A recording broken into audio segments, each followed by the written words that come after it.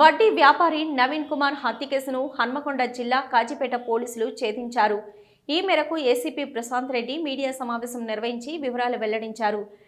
గడ్డం ప్రవీణ్ కుమార్, గుండ రజని కడుపుకొండ బ్రిడ్జ్ వద్ద పారిపోతుండగా పోలీసులు అదుపులోకి తీసుకుని విచారిస్తున్న సమయంలో వడ్డీ వ్యాపారి నవీన్ కుమార్ కేసులో హత్య చేసినట్టు ఒప్పుకున్నట్టు తెలిపారు.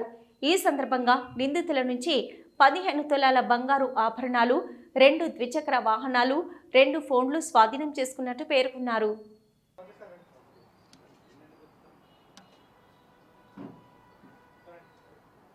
లాస్ట్ సాటర్డే అనగా 28వ తారీఖు నాడు ఎర్లీ మార్నింగ్ త్రిపురాది మాధవి గారు గిర్మాజీపేట వాస్తవ్యురాలు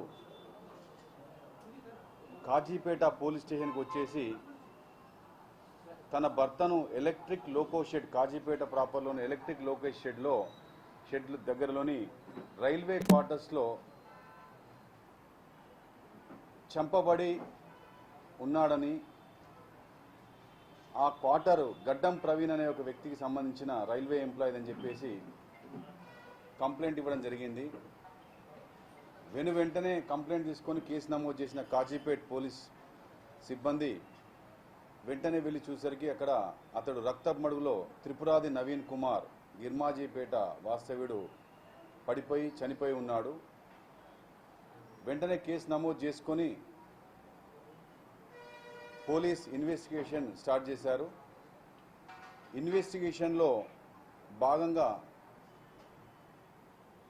తెలిసింది ఏంటంటే, ఈ యొక్క రైల్వే క్వార్టర్ ఏదైతే ఎక్కడైతే త్రిపురాది నవీన్ కుమార్ ఎక్కడైతే చనిపోయి పడి ఉన్నాడో ఆ యొక్క క్వార్టర్ అనేది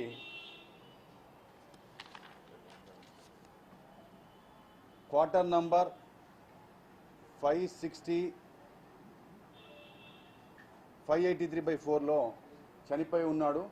ఇది త్రిపురాది నవీన్ కుమార్ డెడ్ బాడీ దొరికిన ప్రాంతం. ఇది గడ్డం ప్రవీణ్ కుమార్ అనే వ్యక్తికి అలాట్ అయి ఉంది. వెంటనే పోలీసులు ఆ దిశలో ఇన్వెస్టిగేషన్ స్టార్ట్ చేసేసరికి చివరికి ఈరోజు ఉదయం